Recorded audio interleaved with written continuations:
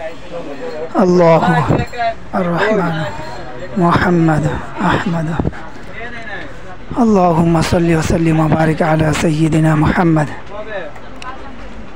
5 মে সম্পর্কে আলোচনা আমরা উস্তাদ ছাত্র আউয়াল ওয়াক্তে ফজর পড়ে রওনা দিলাম। তো আমাদের সাথে বিভিন্ন ধরনের উস্তাদ ছিলেন, কিছু ছিলেন মুরব্বী উস্তাদ। তাদেরকে মামুনুল হক সাহেব নিজের গাড়ি দিয়ে আমাদের সাথে পায়ে হেঁটে গাবতলী পয়েন্টে গেলেন। বিভিন্ন পয়েন্ট আমাদের দায়িত্বে ছিল, তো আমাদের দায়িত্ব পড়েছিল গাবতলী পয়েন্টে ঢাকা অবরোধ করার উদ্দেশ্যে। সকাল থেকে দুপুর পর্যন্ত আমরা ওখানে অবস্থানরত ছিলাম, সব স্বাভাবিক ছিল শৃঙ্খলাবদ্ধভাবে। কিন্তু হঠাৎ করে কোত্থেকে কী আওয়াজ দিল, সবাইকে একত্রিত হতে বলল শাপলা চত্বর উদ্দেশ্যে। ওখানে আমাদের সাথীরা শহীদ হয়েছে, ওখানে গ্যাঞ্জাম শুরু হয়েছে। তো হঠাৎ চতুর্দিক দিয়ে সবাই শাপলা চত্বরে একত্রিত হওয়া শুরু হয়।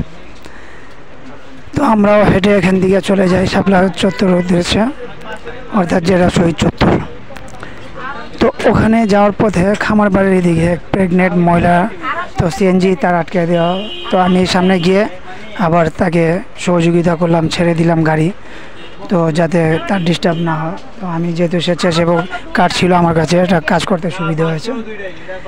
পরবর্তীতে শাপলা চত্বরে গিয়ে ওখানে সব স্বাভাবিক অবস্থায় সবাই আমলে ছিল, জিকিরে ছিল, কোনো বিশৃঙ্খলা নয়।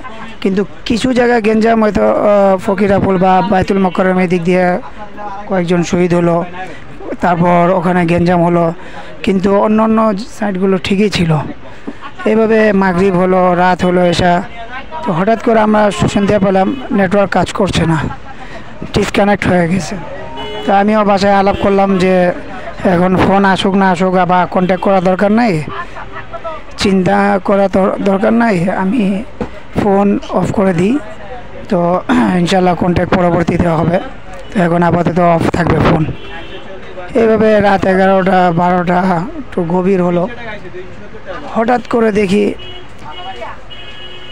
অ্যাটাক শুরু হয়ে গেল। ওই মুহূর্তে যখন মানুষ আরাম করছিল, অনেকে জিকির করছিল, অনেকে আমল করতেছিল, রাত গভীর, অনেকে বিশ্রাম করছিল, সারাদিন ক্লান্ত শ্রান্ত। হঠাৎ করে অ্যাটাক শুরু হলো। আমি দেখলাম একটা বোমের মতো মারলো, পুরা এলাকা ধোঁয়ার মতো উঠে, পুরা এলাকা কেঁপে উঠলো, ধোঁয়া উঠলো, সবাই দিক বেদিক দৌড়ঝাঁপ শুরু করলো। তো আমরা আত্মরক্ষার জন্য বিভিন্ন জায়গায় ছুটাছুটি করলাম। আমার সাথে আমার ভাগনা ছিল। তো এক পর্যায়ে আমরা অনেক মানুষ একসাথে একত্রিত হলাম, সামনেও যেতে পারছি না, পিছনেও যেতে পারছি না। তো এই কঠিন মুহূর্তে, এর পূর্বে তো অনেক রক্তাক্ত অবস্থা, অনেক লাশ, অনেক কিছু অবস্থা। তো আমরা এক পর্যায়ে আমাদেরকে এক সাইড ছেড়ে দিল, আমরা ওখান থেকে যাওয়া শুরু করলাম। তো ওখানে যাওয়া শুরু করলাম। ওখান থেকে দেখি এই অবস্থা, পুলিশরা রাইফেল টাইফেল নিয়ে তাক করে আছে, যে কোনো মুহূর্তে ফায়ার করবে। আল্লাহ হেফাজত করছেন, আলহামদুলিল্লাহ কিছু হয় নাই। তো যখন আমি আত্মরক্ষার জন্য উদ্দেশ্যে গেলাম, তখন দৌড়ের ভিতরে হাবিবুল্লাহ মাহমুদ কাসেম সাহেবকে ফোন দিলাম যে হজরত আপনি কোথায় আছেন, কী অবস্থা আপনার? তো হজরত বলছেন যে বাবা তুমি কোথায় আছো? তো আমি বললাম যে আমি তো এরকম একদিকে যাচ্ছি। তো বললো তাড়াতাড়ি এলাকা ছাড়ো, তুমি এলাকায় চলে যাও খুব দ্রুত। তো এরপরে আমি যখন গেলাম, তো দুই দিকে ব্লক, তো যে একদিকে ছেড়ে দিল, একদিকে যাওয়া শুরু করলাম, তখন দেখলাম পুলিশরা তাক করে আছে, আলহামদুলিল্লাহ ফায়ার করে নাই। তো আমি, আমার ভাগনা, আরও অনেক মানুষ সিলিন্ডারের অবস্থায় চলে গেলাম বাবুবাজার ব্রিজের ওখান থেকে। তো মোহাম্মদপুর আসলাম। তো এই হলো আমার ক্ষুদ্র অভিজ্ঞতা, অর্থাৎ ওখান থেকে দেখলাম যেগুলো অবস্থা, আর কি পরিমাণ ওখানে লাশ হয়েছে, অর্থাৎ কি পরিমাণ আহত নিহত হয়েছে, এটার কোনো হিসাব নেই। কারণ চতুর্দিক দিয়ে এলোপাতারি গোলাগুলি হচ্ছিল, কে যে যেখানে ভাগছে তাকে সেখানে মারা হচ্ছে, যে যা দিয়ে পারছে।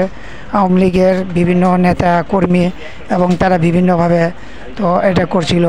তো এগুলো তো বিস্তারিত আসলে অনেক সময়ের ব্যাপার। তো এই হলো সংক্ষিপ্ত আমার 5 মের অভিজ্ঞতার আলোচনা।